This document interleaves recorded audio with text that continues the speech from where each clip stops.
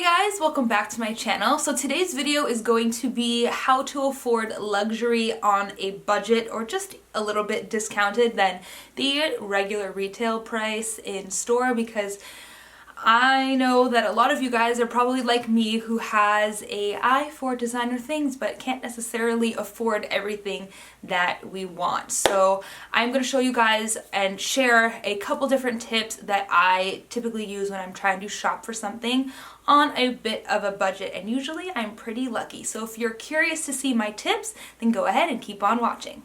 Alright, so this video is basically going to be me speaking on experience on how I managed to score a pretty much brand new Louis Vuitton Keep All 45. This bag is absolutely stunning, but it costs a fortune, and I really wanted to get it for my 24th birthday this year and as a congratulations to myself for passing my personal training certification.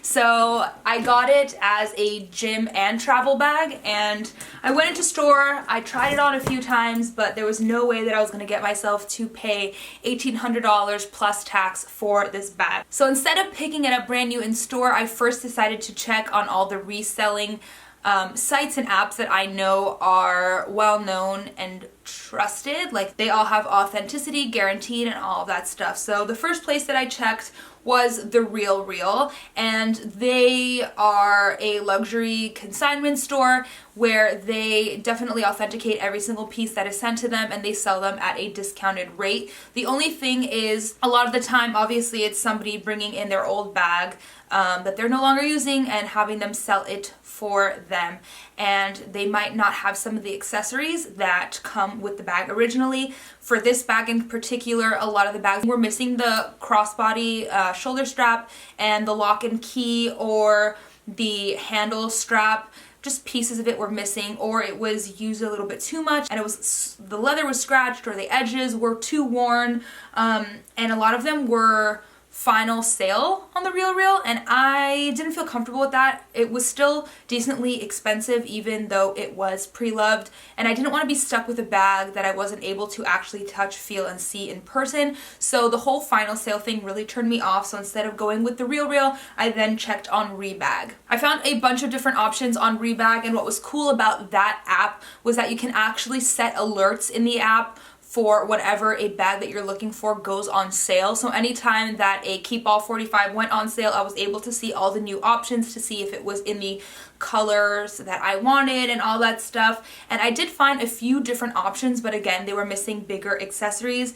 And there was a minute where I was like, okay, is it really worth spending more money in store to get, you know, the lock and key and the handle strap, or do I get it severely discounted without those pieces on Rebag?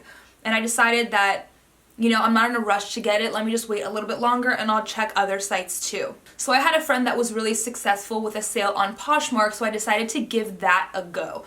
Now, Poshmark does not get the item sent to them first and then they list it themselves like Rebag and TheRealReal. Instead, you as a seller list the products on your own with your own pictures and all of that stuff, and then if the item is over $500, then the item will ship to Poshmark. They will authenticate it, and if it is authentic, they will ship it to you. If not, then they will give your money back and they will get rid of the item. So for me, that was gonna work out because the item is over $500, the one that I was looking into. But if you are going to be buying something that is designer and less than $500, I'm not sure that I would trust it as much, just because you don't have somebody authenticating it on the other end just to make absolutely sure that it is authentic instead of just taking the seller's word. So after about a month or so of continuously checking all of these sites, I finally found one that was pretty much brand new on Poshmark. The only thing that was missing was the dust bag and the original receipts, but everything else was there.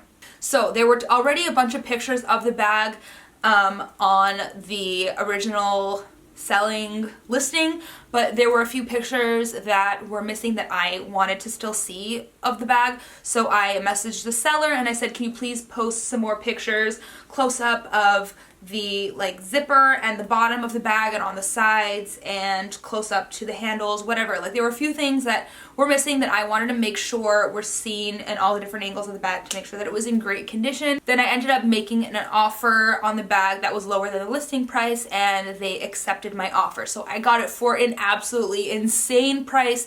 It came very quickly. It shipped obviously to Poshmark first. They authenticated it. They sent me a letter of who checked it and what they checked in the box. It was packaged nicely and I absolutely adore it. I think it's incredible. Some tips that I have for you guys for making sure that the listing originally is authentic before you go through all the trouble of it then being sent to Poshmark for them to say, oh, just kidding, it's not authentic, is to really know your bag. Go, if you can, in store to see the original bag and check it out and see how things are printed on the bag and that type of thing. Like, there's something that I didn't notice about the Louis Vuitton bag that makes sense now that you think about it, was that on the front the Louis Vuitton is upright, but on the back it is actually flipped over, and that is because they use one continuous piece of leather all around.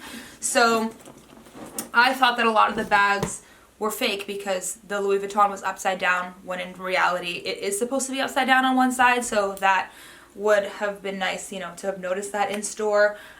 There are just like a lot of little tells how you can tell if something is real or fake. There are plenty of articles on the internet also that compare real and fake bags.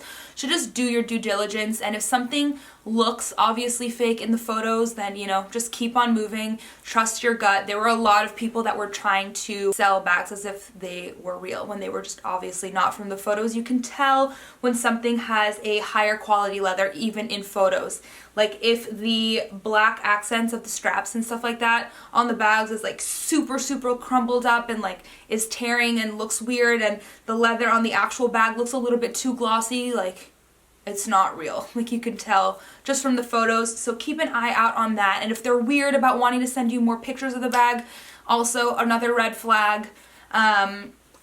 If they're kind of pushing you to place the order, place a bid already. Also another reason to kind of take a step back, like why are they trying to push the sale down my throat? They're obviously just trying to get rid of the fake product. Once they see that you are slightly gullible enough to even consider purchasing it, you know, so just think of these things when you are purchasing your product. And if you are hesitant and you'd rather have the peace of mind of the bag being checked first completely and the actual company having the bag first, then maybe go with TheRealReal or Rebag or someone like that that is a consignment center that takes the bag first, because that takes a few steps out of the process. But moral of the story is you don't have to pay full price for a bag. You can definitely find something online. Just give it some time, be patient. It took me, I think, in total 4 or 5 months to finally find the bag for me in the condition that I wanted it for the price that was right for me. So just be patient, because when it is the right time, it will happen. I hope that you guys enjoyed this video. If you have any questions, I'm sure that I left stuff out, leave them in the comment section below.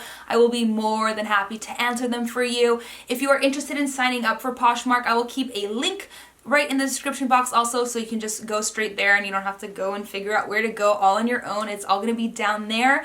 And that's it. If you guys enjoyed this video, please don't forget to give it a thumbs up and subscribe, and hopefully I'll see you in another one. Thank you so much for watching.